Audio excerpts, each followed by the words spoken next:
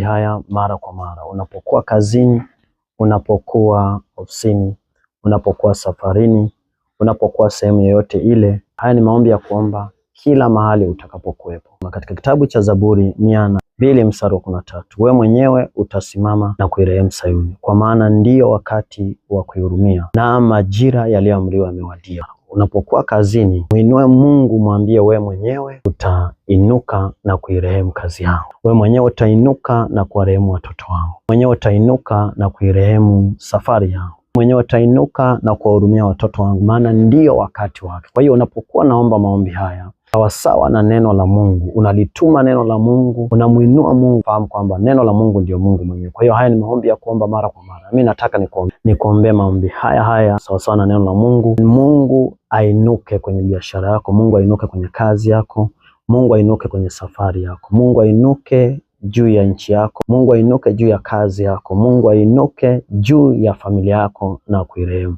Mungu ainuke